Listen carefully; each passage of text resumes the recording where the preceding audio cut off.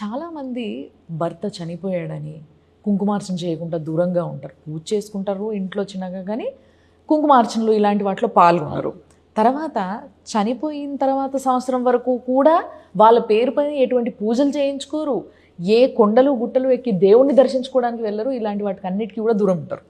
కానీ లేదు, అట్లా అమ్మకి దూరం అవ్వడానికి వీలు లేదు అని మీరు అన్నారు. మీరు అన్నప్పుడు నాకు అనిపించింది ఏంటంటే, ఇప్పుడు ఇది ఎన్నో తరతరాలుగా చేసుకుంటూ వస్తున్నారు. అంటే ఇది ఎక్కడో మన పెద్దలు మన పూర్వీకులు చెప్పిన మాటే, చెప్పినందుకే పాటిస్తున్నారు మన వాళ్ళు. మరి ఇప్పుడు వాళ్ళు పాటించమని చెప్పిన దానికి అగేన్స్ట్గా ఉన్నారా మీరు? మీ సొంత రూల్ పెడుతున్నారా, లేకపోతే అది నిజంగానే శాస్త్రం చెప్తుందా? చాలా మంచి ప్రశ్న వేశారు. భర్త వచ్చినప్పుడు తాళి వచ్చింది, కట్టెలు వచ్చాయి కదా. అవును. ఇప్పుడు భర్త లేడనుకో, భర్త వెళ్ళిపోతున్నాడు అనుకో, నేను నిన్ను వదిలిపెట్టి వెళ్ళిపోతున్నాను, నా కాలం తీరింది అన్నప్పుడు ఆ భర్తకి మనం ఇచ్చేది ఏంటి? ఆయన వచ్చినప్పుడు తెచ్చుకున్నవి రెండు ఇచ్చేయచ్చు. కానీ మిగతావన్నీ ఇవ్వకలేదు, నాకు భర్త ముందు నుంచే ఉన్నాయి కదా. దీనికి ఎలాగో భర్త లేడు కానీ ఇంత ఆకర్షణగా ఉంది అని ఎవడైనా నీ వైపు తప్పుగా చూస్తే నిన్ను నువ్వు కాపాడుకునేదానికి ప్రాబ్లం. అందుకని వాడికి నువ్వు అంత ఆకర్షణీయంగా కనిపించకుండా ఉండగలిగితే చాలనేటువంటిది ఆ రోజుల్లో డిఫెన్సింగ్. అప్పుడు ఏమిటి, ఎలాగా తను తాను కాపాడుకోవడం? ఇప్పుడు భర్త పోతే మీకు గుర్తుందో లేదో, మీరు చదువుకుని ఉంటారు నాన్ డీటెయిల్స్ లో. ఏమిటి, భర్త పోతే ఆ శవం మీద చితిపెట్టి దాన్ని సతీ సహగమనం అని అనేవారు. సతీ సహగమనం, ఆయన పోతే ఈవిడు కూడా వెళ్ళిపోవడమే. ఏమిటండి అది, ఏమన్నా అర్థం ఉందా అని ఈ రోజు నేను దాన్ని ప్రశ్నిస్తే పొరపాటు. అది అది అది పొరపాటే.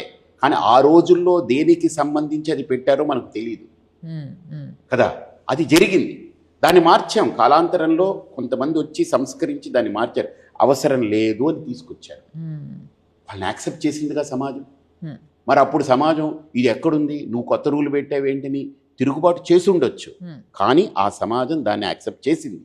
అందుకనే భర్త చనిపోయినా భార్యలు ఇప్పటికీ బ్రతుకున్నారు అని అంటే ఆ సంస్కరణ జరిగింది. తర్వాత కాలంలో గుండు చేసేసి, తెల్లగుండలు వేసేసి, గాజులు పగిలిగుట్టి అన్నీ చేస్తుంటారు కదా. అప్పుడు చూస్తే వాళ్ళని ఒకలాగా ఉండేది. ఆ సమాజం నుంచి కూడా మనం మేల్కున్నాం.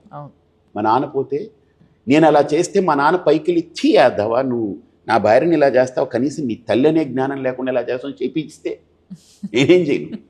నేను మా అమ్మకు చేయలే అలాగా. అమ్మకు అలానే మామూలుగా ఆవిడకు వదిలేసా, అమ్మ నీ ఇష్టం. ఆవిడ సింధూరం పెట్టుకునేది, ఆవిడ చక్కగా గుండెం కొట్టుకోలేదు. ఆవిడ అలా ఉంది. నేను చెప్పే అమ్మ అది అక్కర్లేదు, నువ్వు చేసేస్తాను రాని. లేదమ్మా అలా చెయ్యాలని లేదు, మార్పులు వచ్చాయి, సంస్కరణలు వచ్చాయి. ఆ స్ఫూర్తితో నేను ఇంకొక సంస్కరణకి తెరలేపాను. ప్రతి స్త్రీ భర్త పోతే చెయ్యొచ్చు, లేదు అన్నవాళ్ళు నా దగ్గరికి రండి. నేను ఎలా సమాధానం చెప్పాలో అలా చెప్తాను.